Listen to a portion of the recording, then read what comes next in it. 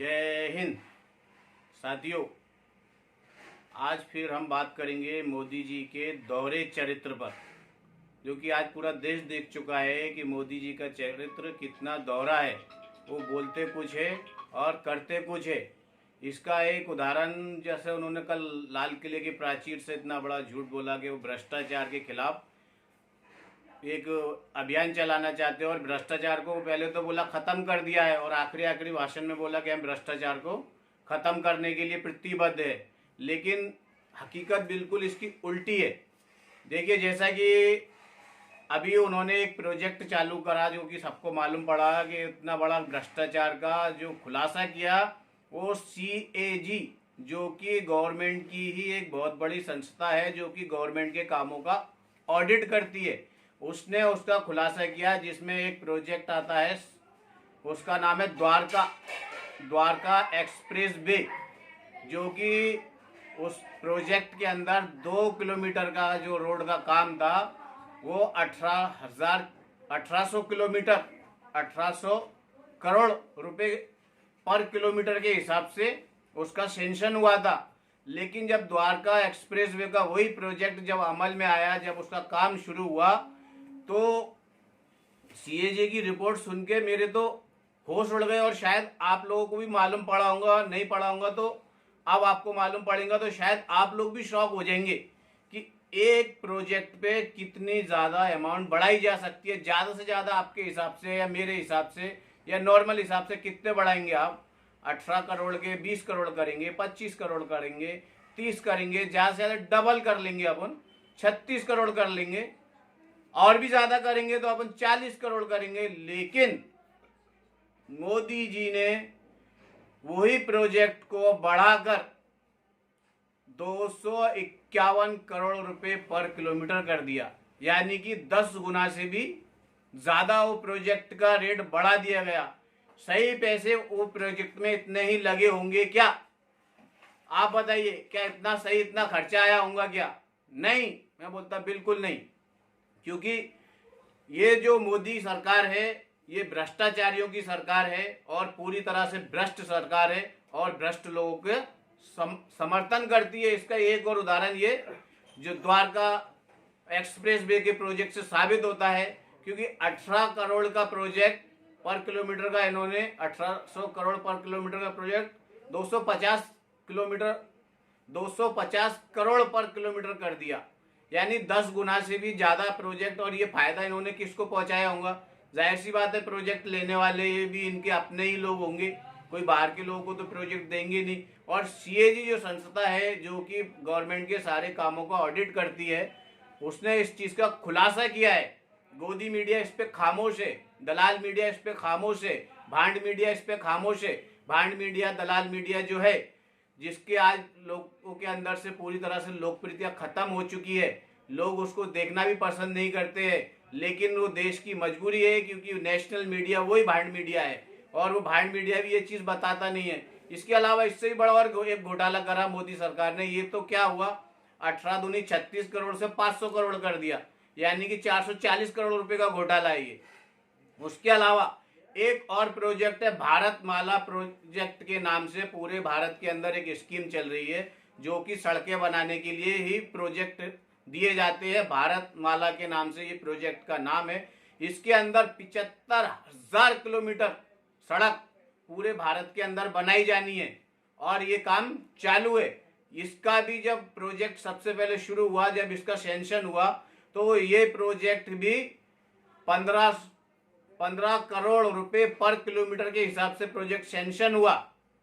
लेकिन प्रोजेक्ट अमल में आते आते और इन्होंने इसको कितना कर दिया, 25 करोड़ रुपए पर किलोमीटर, यानी कि 10 करोड़ पर किलोमीटर के पीछे इन्होंने बढ़ा दिए। ये फायदा किसको पहुंचाएंगे आप खुद अंदाज लगाएंगे, मैं उसका बाद में आपको डिटेल भी बताऊंगा।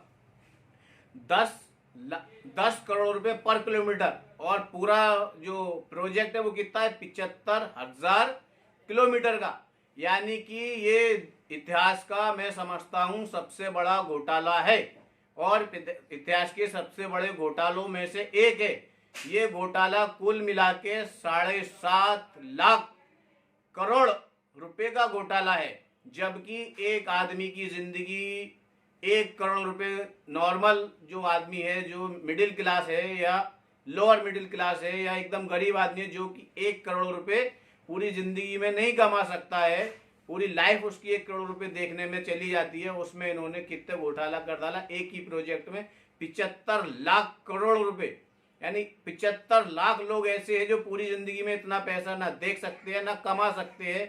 ये भारत के दुर्भाग्य कि ऐसे लोग संसद के अंदर बैठे हैं जो इन प्रोजेक्टों को मंजूरी देते हैं, और इनको जो पैसा देते हैं ये पब्लिक की गाड़ी कमाई का पैसा है, ये आम जनता का पैसा है, ये गरीब लोगों का पैसा है। और ये पैसे खर्च कहाँ करेंगे मोदी जी, मालूम है आपको? मैं बताना सबकी कोशिश करता हूँ आपको। मुझे लगता है ये पूरी तरह से ये पैसे काय में खर्च होंगे? एमएलए खरीदने में, एमपी खरीदने में, सरकार गिराने में, किसी की सरकार को बचाने में और अपने भ्रष्टाचारों को छुपाने में। जैसा कि एक उदाहरण मैं आपको और बताता हूँ, ललित मोदी जो कि यहाँ से भागा हुआ भगोड़ा है, राष्ट्रीय भगोड़ा उसको घोषित किया गया है।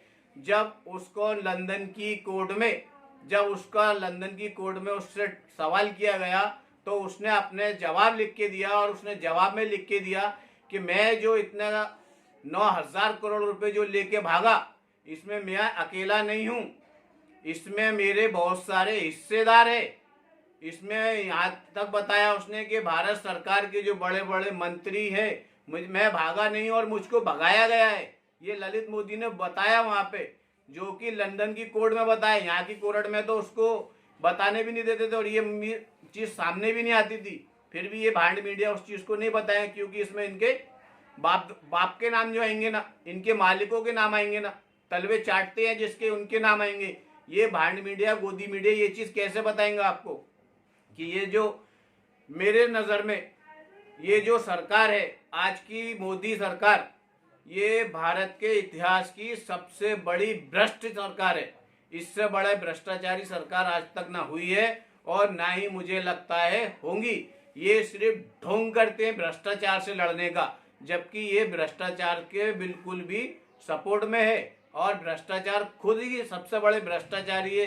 ये बात नरेंद्र मोदी ने नहीं बल्कि नीरव मोदी ने साबित करी, जो कि उसने लंदन के कोर्ट में सबके सामने बताया और उसने अपने जवाब में लिख के दिया। ये प्रूफ मौजूद है और इससे बड़ा सबूत क्या चाहिए आपको मोदी जी? आपके भ्रष्टाचारों के अभी 3 सबूत आपको मिल गए हैं।